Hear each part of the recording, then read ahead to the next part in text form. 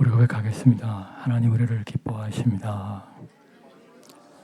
우리를 축복하십니다. 우리를 사용하십니다. 정말 이 자리에 함께한 우리 모두를 하나님이 너무나 기뻐하시고 축복하시고 사용하여 주실 줄 믿습니다. 우리가 인생을 살다 보면 망가지고 깨어질 때가 있습니다. 내 자신이 너무나 부끄럽고 수치스러워서 얼굴을 들지 못할 때가 있어요. 오늘 읽은 말씀에 등장하는 예수님의 제자들도 마찬가지였습니다. 예수님의 제자들이 다시 사신 예수님을 만났습니다. 정말 처참하게 지켜지고 처참하게 피 흘려 돌아가신 주님께서 결코 되살아날 것이라고는 기대할 수 없었던 주님께서 정말 놀랍게 부활하신 모습을 그들이 분명히 목도했습니다. 정말 그들이 부활하신 주님을 목도했기에 그들의 마음속에 기쁨과 감격이 있었을 것입니다. 정말 주님이 여러 번 부활을 예고하셨지만 우리가 믿지 못했었는데 정말 주님이 부활하셨다. 그들의 마음속에 너무나 벅찬 감격이 있었을 것입니다. 그러면 그들이 뭐 해야 돼요? 너무나 기쁘고 즐겁고 좋아서 다시 사신 주님을 동네방네 뛰어다니며 전파해야 하는 것이 당연한 이치 아니겠습니까? 근데 그들은 예수님을 전하지 못하고 그들의 고향, 그들이 처음 예수님을 만났던 갈릴리로 돌아갑니다. 사람 낚는 업으로 주님이 그들을 부르셨는데 그들의 사명을 내려놓고 다시금 예전의 직업, 물고기 잡는 업으로 돌아갑니다. 이유가 뭘까요? 여러 가지 이유가 있습니다만 가장 큰 이유는 면목이 없었기 때문이에요. 예수님이 십자가의 죽음을 예고하실 때 제자들이 여러 번 뭐라고 얘기합니까? 우리는 결코 주님을 버리지 않을 겁니다. 우리는 결코 주님을 배신하지 않을 겁니다. 특별히 수자했던 베드로는 뭐라고 얘기해요? 남들 다 주님 부인해도 나는 결코 주님 부인하지 않을 겁니다. 확언을 해요. 근데 다 굴기 전에 베드로가 몇 번이나 예수님 부인하죠? 3번. 그것도 점잖게 모른다고 이야기한 게 아니에요. 나 그 사람 몰라요. 그 인간 몰라요. 예수님을 저주하면서 예수님을 부인합니다. 그들 스스로가 너무나 부끄러운 거예요. 그들 스스로의 모습이 너무나 죄스러운 겁니다. 우리가 어떻게 더 주님의 제자의 삶을 살 수 있겠냐? 우리가 이 모양이 꼴로 다시금 어떻게 주님께 사용해달라고 말할 수 있겠냐?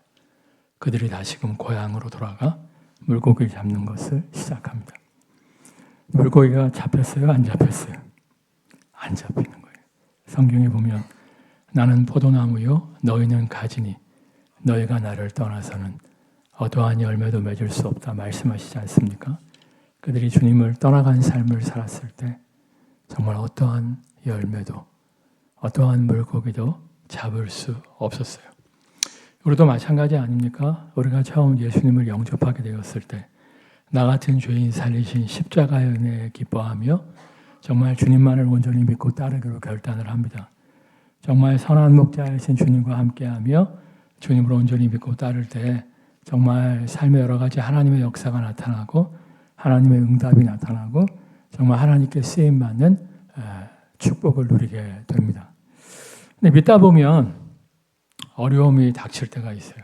믿다 보면 여러 가지 시련이 닥칠 때가 있어요. 여러 가지 연단도 다가올 수 있겠죠. 저희 아들이 두려움 때문에 예수님을 배신한 것처럼 여러 가지 이유 속에서 예수님으로부터 우리가 점점 멀어져 버릴 수 있어요. 처음에는 주님과 좀 멀어졌음에도 불구하고 이미 받은 은혜가 있기 때문에 좀 버틸 수 있어요. 당분간은 버틸 수 있는데 여러분 뿌리 뽑힌 나무가 어때요? 잠시 잠깐은 싱싱하지만 결국에는 말라 비틀어 시들어 가잖아요. 마찬가지로 주님의 인도하심을 떠난 인생은 잠시 잠깐은 괜찮지만 결국에 열매 없는 시들어버린 인생으로 추락할 수밖에 없는 거예요. 만약 우리가 이러한 상황 가운데 있다면 어떻게 해야 다시금 주님을 만나 주님의 놀라운 회복을 누릴 수 있을까요? 우리 한번 5절 말씀 다시 읽겠습니다. 예수께서 이르시되 얘들아 너희에게 고기가 있느냐 대답하되 없나이다. 정말 낙심과 절망 가운데 있는 제 아들에게 누가 먼저 찾아오십니까? 예수님이 먼저 찾아오세요. 성경에 보면 예수님은 울타리 안에 있는 99마리 양보다 울타리 밖에 있는 몇 마리 양을 찾으신다고요?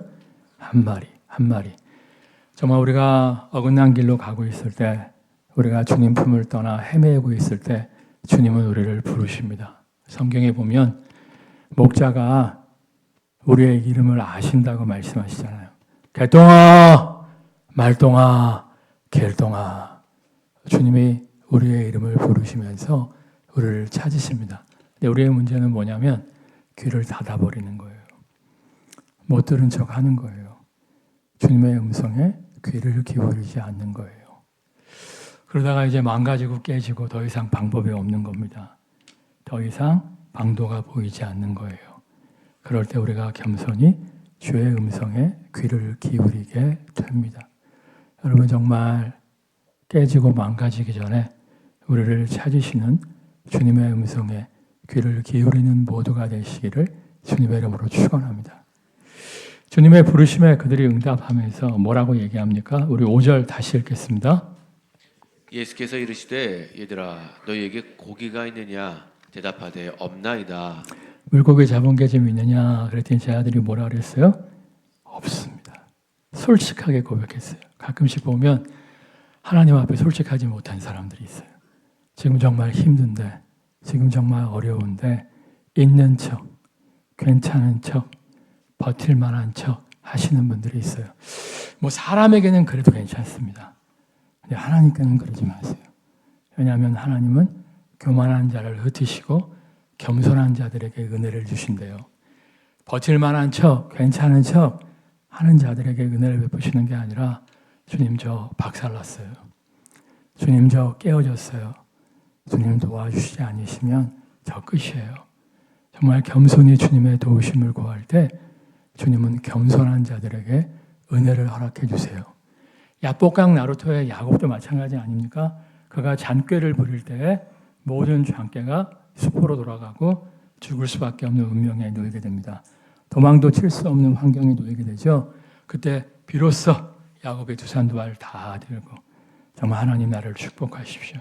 하나님이 나를 축복하시지 않으면 나에게 방법이 없습니다. 겸손히 하나님의 도우심만을 구할 때 하나님 뭐라고 말씀하세요? 이제 드디어 네가 나를 이겼다. 나에게 지는 것이 이기는 것이다. 말씀하시면서 야곱의 인생을 회복시켜 주시는 것을 볼 수가 있습니다. 괜찮은 척, 버틸 만한 척 하지 마시고요. 솔직히 하나님 앞에 여러분의 어려움을 토로하세요. 하나님께서 긍휼과 자비로 우리를 회복의 길로 인도하여 주실 줄 믿습니다. 6절 말씀 읽겠습니다.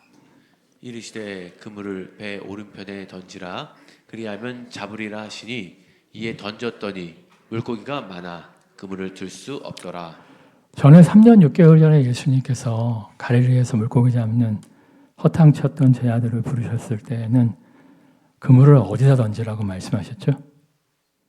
그때도 배 오른편에 던지라고 말씀하셨나요? 그때는 깊은 곳에 던지라고 말씀하셨죠. 근데 오늘은 어디다가 던지라고 말씀하세요?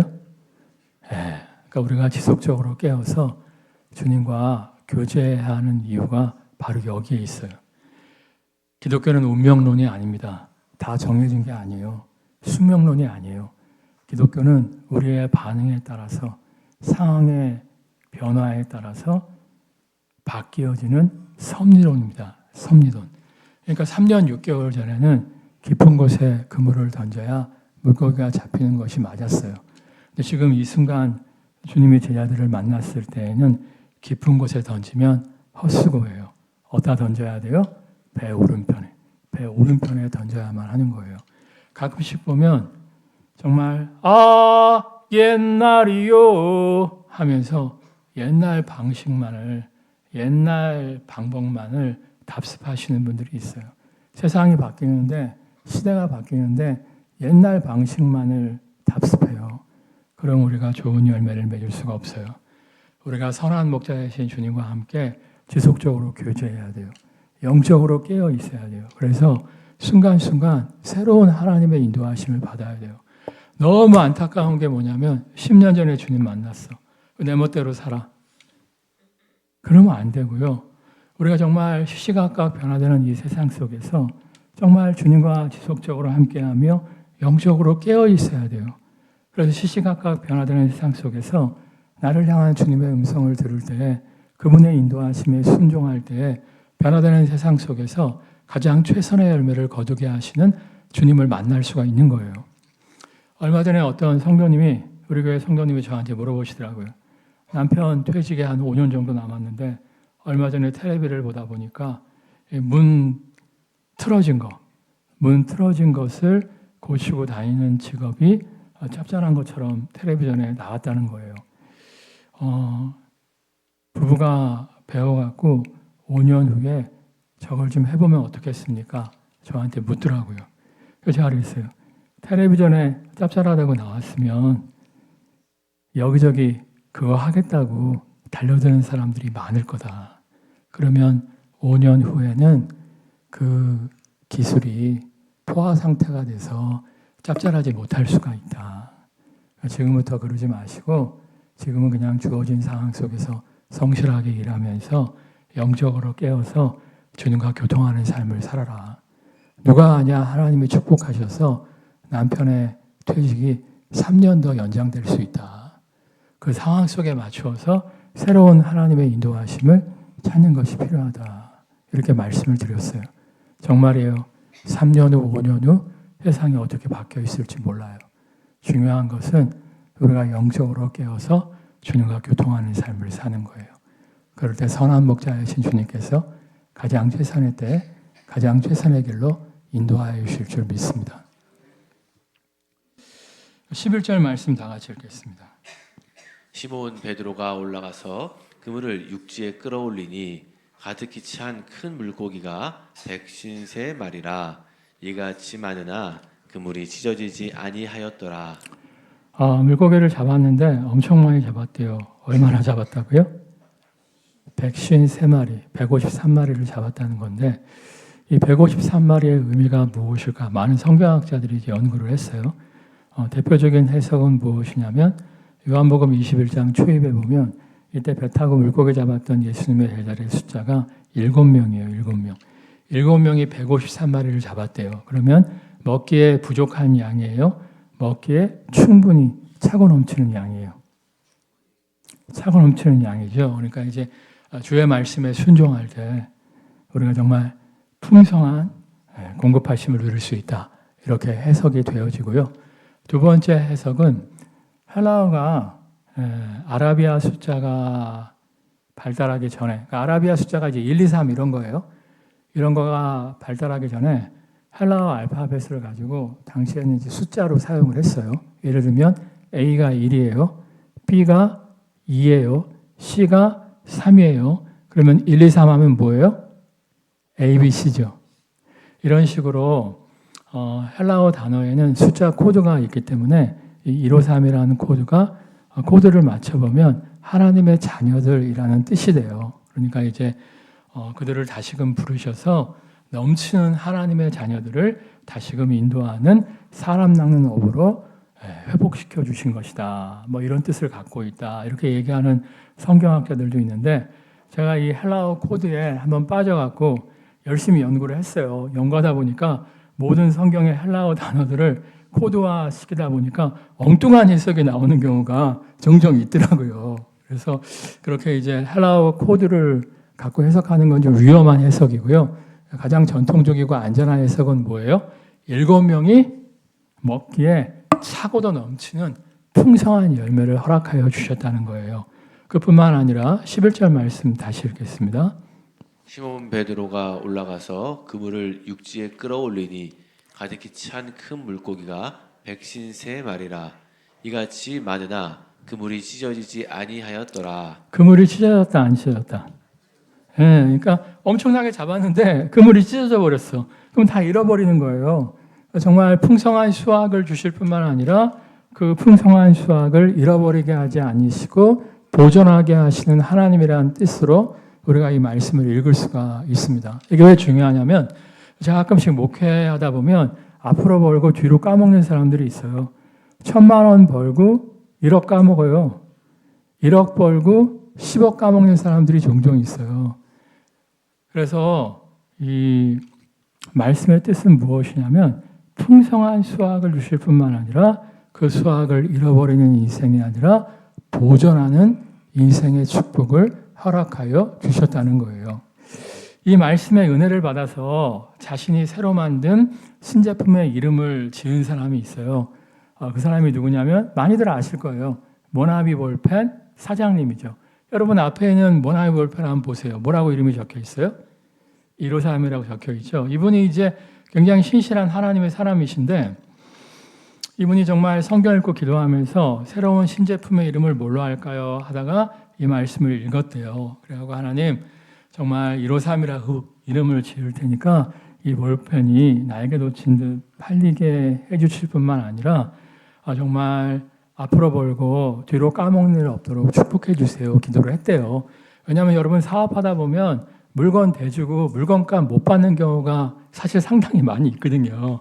이분이 여러 번 물건 대주고 못 받은 적이 있었기 때문에 정말 이 볼펜은 많이 팔릴 뿐만 아니라 앞으로 벌고 뒤로 까먹는 볼펜이 아니라 정말 큰 이득을 누리는 볼펜이 될 수 있도록 축복해 주세요. 기도하고 153 볼펜을 출시했는데요. 지금 전 세계에서 제일 많이 팔리는 볼펜이 이 153 볼펜이에요. 우리나라 사람들은 많이 안 쓰는데요. 아프리카 지역이나 동남아 지역 그런 지역에 가면요. 날개 돋친 듯 팔리는 것을 볼 수가 있고요. 이 모나미가 153 볼펜을 출시한 다음에 여러 가지 신제품을 또 개발을 했어요. 신제품 중에서는 잘 된 것도 있었지만 이제 망한 것도 있었거든요. 근데 망했을 때 그 손실을 뭐가 다 갚아줬어요?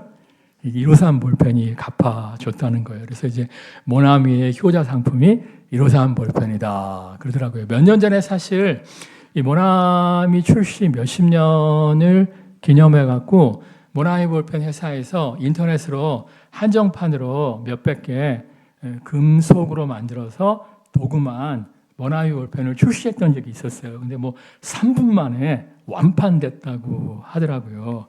아무튼 여러분 이 153의 축복을 받아 누리는 모두가 되시기를 주님의 이름으로 축원합니다. 정말 주의 음성에 귀를 기울이고 주의 음성에 순종함으로 말미암아 풍성한 수확을 누릴 뿐만 아니라 그것을 까먹는 인생이 아니요 보존하는 인생 되시기를 주님의 이름으로 축원합니다. 여러분 보존과 보전은 달라요. 보존은 갖고만 있는 거예요. 근데 153마리 물고기 갖고만 있으면 어떻게 될까요? 썩어버리겠죠. 보전은 뭐예요? 한 마리도 잊어버리지 않고 충만히 누리면서 또 나눠주는 거예요. 여러분 정말 축복의 통로의 삶을 사시기를 주님의 이름으로 축원합니다. 하나님의 풍성한 축복을 받을 뿐만 아니라 그 축복을 보존이 아니라 보존하면 썩어버려요. 보전 흘려보내는 축복의 통로가 되시기를 주님의 이름으로 축원합니다. 12절 말씀 읽겠습니다. 예수께서 이르시되 와서 조반을 먹으라 하시니 제자들이 주님이신 줄 아는 고로 당신이 누구냐 감히 묻는 자가 없더라. 예수님께서 물고기를 많이 잡게 하실 뿐만 아니라 와서 아침 먹자 말씀하세요. 이게 뭐예요? 화해의 초청이죠. 그렇잖아요. 여러분 누구랑 싸웠을 때 얼굴 보기도 싫은데 어느 날 갑자기 야 바깥이 먹자. 이거 뭐예요? 화해하자. 그런 뜻 아니겠습니까? 주님께서 그들을 다시금 화해의 자리로 부르시고 그들에게 다시금 제자의 사명을 허락하시고 사람 낚는 업으로 그들을 다시금 부르시고 계신 거예요. 우리가 사실은요 주님 떠난 삶을 살다가 실패하고 깨어졌을 때 주님 앞에 나와서 SOS를 쳐요. 그러면 또 하나님 우리 아버지시기 때문에 우리를 불쌍히 여기셔서 그렇죠. 자녀가 속썩여도 자식은 자식이잖아요. 또 살 길을 열어주시거든요. 은혜를 베풀어 주시거든요. 그러면 또 이제 또 세상으로 나가는 사람들이 있어요. 힘들고 어려울 때 막 와갖고 이 문제만 해결해 주시면 막 이랬다가 그 문제 해결해 주시면 또다시 세상으로 나가는 사람들이 있어요. 그러면요, 우리가 정말 지속적인 하나님의 축복과 은혜 아래 거할 수 없어요. 우리가 정말 하나님의 회복을 누릴 뿐만 아니라 하나님의 응답을 누릴 뿐만 아니라 하나님의 응답과 회복을 누렸을 때 더욱더 주님과의 교제를, 주님과의 관계를 회복하기 위해서 힘쓰고 있어야 돼요. 주님과의 관계가 온전히 회복될 때 선한 목자이신 주님과 지속적으로 함께하면서 그때그때 중요한 순간마다 하나님의 인도하심을 받으면서 축복의 통로의 삶을 지속적으로 살아갈 수가 있는 거예요. 돌아온 탕자의 비유 있잖아요. 제가 한번 상상을 해봤어요. 탕자가 또다시 집을 나갔을까요? 안 나갔을까요? 나갔을 수도 있고 안 나갔을 수도 있어요. 근데 한번 제가 상상을 해봤어요. 돌아온 탕자가 처음엔 너무 좋았어. 야, 내가 어떻게 아버지한테 아들이라고 다시 인정을 받겠냐. 밥만 먹여주시면 하인으로 머슴으로 너무 좋을 텐데 하고 돌아왔는데 웬걸? 정말 목욕시키고 깨끗한 옷을 입히고 신발을 신기고 아들의 권위를 상징하는 인장 반지를 껴줘요. 아들의 권위를 회복시켜줬거든요. 처음엔 너무 좋았을 거예요. 6개월, 1년이 지났어요. 아, 지루한 거예요. 답답한 거예요. 타국에 가서 놀던 시절이 자꾸만 생각이 나는 거예요. 또 집 나갔어요. 그래갖고 또 몇 개월 또 이렇게 하다가 또 다 날려먹었어요. 또 돌아왔어요. 아버지가 받아줄까요? 안 받아줄까요? 받아주죠. 사랑의 아버지니까. 그래서 또 막 감격하고 감사해 하면서 몇 개월 잘 지내다가 또 너무 지루한 거야. 너무 재미없는 거야. 또 나갔어요. 또 다 날려먹었어요. 그렇게 몇 번 했어요. 그러다가 어느 날 또 다시 돌아왔어요. 근데 아버지가 영원토록 살아있을 수 있어요? 어느 날 아버지가 돌아와 봤더니 돌아가신 거예요. 형밖에 없어. 이 형이 이 동생을 동생으로 받아줬을까요? 글쎄요. 안 받아줬을 수도 있고요. 받아준다 해도 동생이 아니라 하인이나 머슴으로 받아줬을 것 같아요. 여러분, 하나님이 다시금 우리를 용납하신다고 해서 적당한 거리두기를 하면서 어려울 때만 하나님을 찾지 마세요. 어려울 때 하나님이 건져주셨잖아요. 그러면 더욱더 깊은 교제로 들어가세요. 더욱더 주님과 함께하는 삶을 사모하세요. 그럴 때 선한 목자이신 주님 우리와 함께 하시며 지속적인 은혜 아래 거하게 하시며 우리를 축복의 통로로 사용하여 주실 줄 믿습니다. 찬양하겠습니다.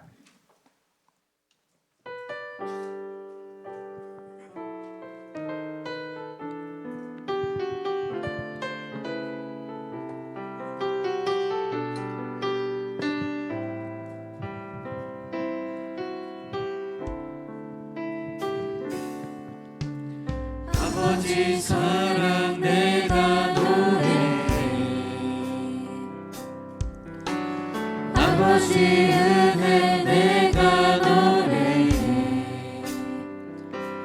그 사랑 변함없으신 거짓없으신 성실하신 그 사랑 사랑할 때 꺾지 않아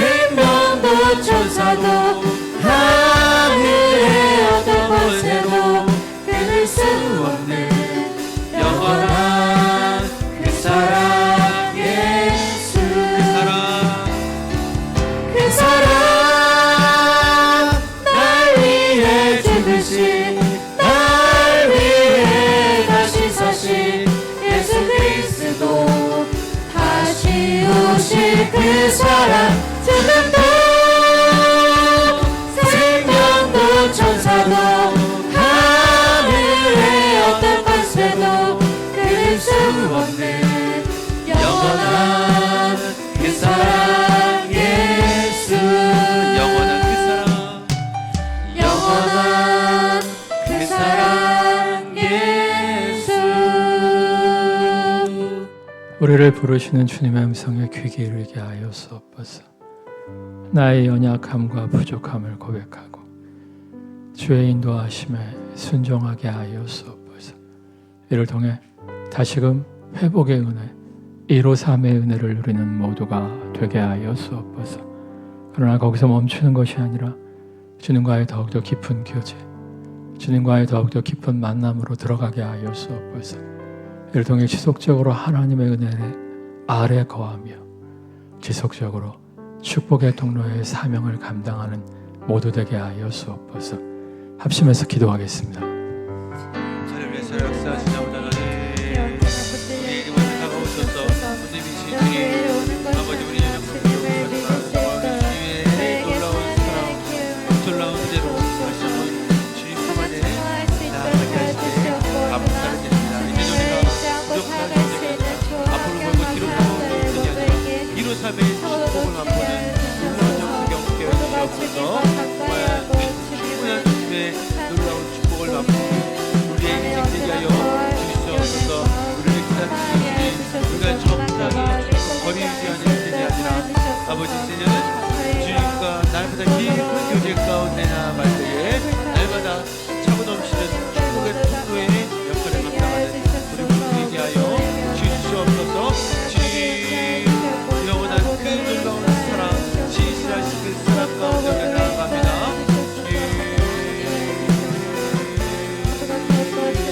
영원한 그 사랑 영원히 153의 축복을 누리는 모두가 되게 하여 주옵소서. 153의 열매를 거둘 뿐만 아니라 그 열매를 보전 흘려보내는 축복의 통로 되어지게 하여 주옵소서. 주님과의 더욱더 깊은 교제 가운데 들어가게 하여 주옵소서. 지속적으로 선한 목자의 신이가 함께함으로 말미암아 이 급변하는 세상 속에서 순간순간 주님의 인도하심을 듣게 하여 주옵소서. 이를 통해 지속적으로 열매 맺는 인생, 푸른 풀밭, 쉴만한 물가로 나아가는 인생, 축복의 통로되게 하여 주옵소서. 예수님의 이름으로 기도드립니다. 우리 고백하겠습니다. 지속적으로 주님과 함께 합시다. 지속적으로 선한 목자이신 주님과 함께함으로 말미암아 축복의 통로의 사명을 감당하는 모두가 되시기를 주님의 이름으로 축원합니다.